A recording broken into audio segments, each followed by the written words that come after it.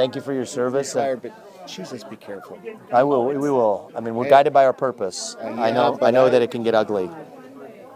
You mean like Yes, be careful, be very careful. careful. Yeah.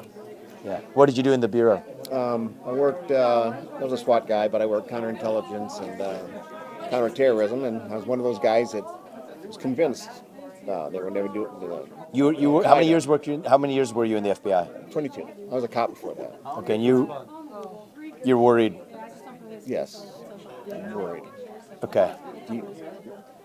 Just retired. What would you do in my shoes? I'd get some very, very competent help.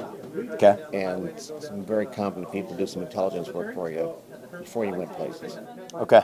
Just walk around, talk to people, and maybe get a feeling. Okay. Because that's what I did for a living. I got people to tell me what they didn't want to tell me. And the other thing is, I'm now an entrepreneur. I'm trying to follow in your footsteps, but I don't think my worm farm is going to catch up with you. Thank you. I appreciate that. We'll take that seriously, man. I'm reading between the lines of what you're saying, and we got you. Okay. Thank you. We'll take care of ourselves. And seen how aggressive these alphabet organizations have become. They're coming after you. Yeah, no doubt about it. But we're ready. We'll be ready. If you think you're going back into private life, if this doesn't work out, they're coming. Okay. I appreciate that. Thank you. Robert F. Kennedy Jr. You can see it sprawling down below here. This is where an intruder was arrested after twice trespassing on the gated property. Police say the suspect climbed over the fence yesterday morning, was arrested, released only to return again. Newly released video of a man being arrested at a campaign event for presidential candidate Robert F. Kennedy Jr. The campaign saying the man showed up at a door to the event carrying a loaded pistol, wearing what appeared to be a U.S. Marshal badge, and asking to be taken to the candidate.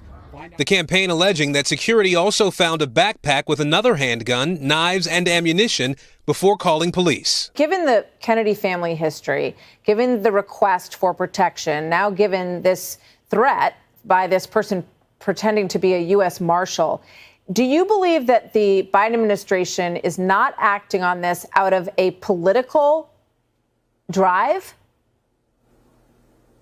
Well, I don't think there's any question that this is a political decision. President Biden has it within his power to direct the Secret Service to protect Mr. Kennedy.